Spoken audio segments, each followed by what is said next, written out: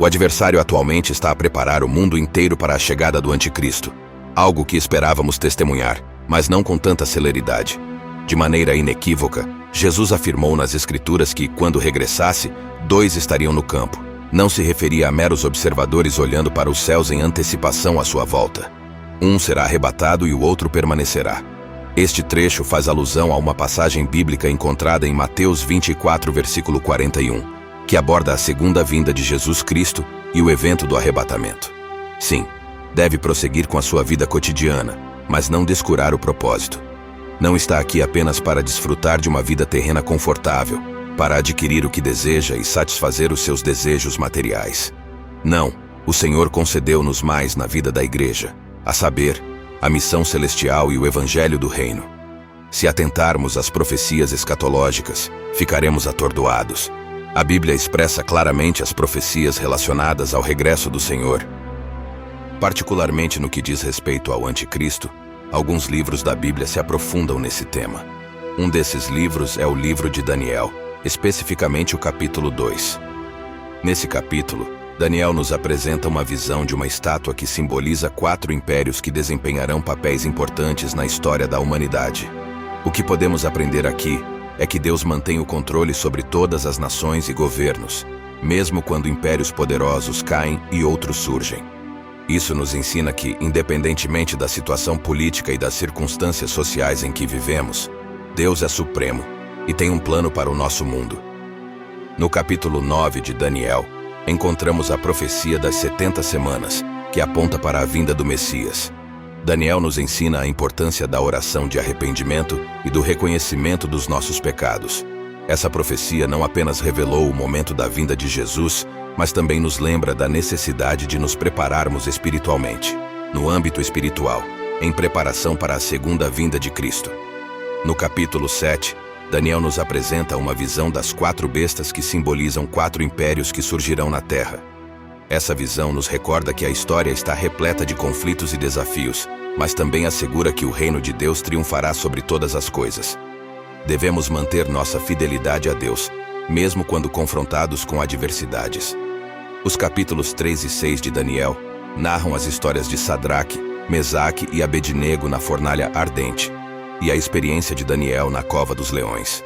Essas histórias ilustram que a fidelidade a Deus enfrentará obstáculos, mas Deus sempre protegerá seus servos. Devemos estar dispostos a manter nossa fé, mesmo diante das maiores ameaças. No capítulo 7, Daniel descreve uma visão do Filho do Homem recebendo autoridade e domínio sobre todos os povos. Isso nos recorda que no final dos tempos, Jesus Cristo prevalecerá sobre todas as forças do mal e estabelecerá seu reino eterno. Nossa esperança reside em Cristo, o Rei dos Reis e Senhor dos Senhores, mesmo que o Império Romano já não exista. No contexto político, a influência do Império Romano perdura até os dias de hoje. Nossas leis, por exemplo, têm suas raízes na legislação romana, e nosso sistema de governo é um legado do sistema romano. Para a possível volta do anticristo na Europa, pode ser necessária uma reconfiguração completa, diferente do que temos hoje. Não necessariamente serão literalmente apenas 10 países envolvidos, mas essa referência a 10 na 4ª besta que Daniel viu é simbólica. Daniel observou o surgimento de um chifre pequeno que representa o anticristo. Esse chifre tinha olhos e proferia blasfêmias, desrespeitando Deus e o divino. Entretanto, quando esse chifre pequeno aparecer, 3 chifres devem ser removidos.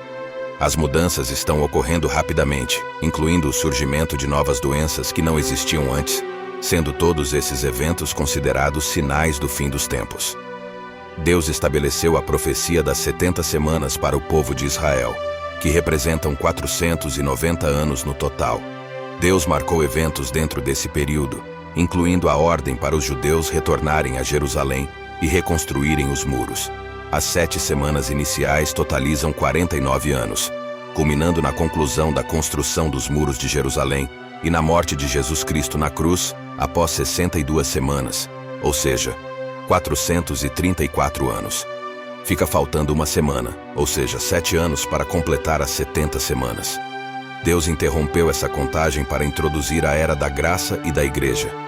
Ninguém sabe quando Jesus reiniciará esse cronômetro e dará início à última semana.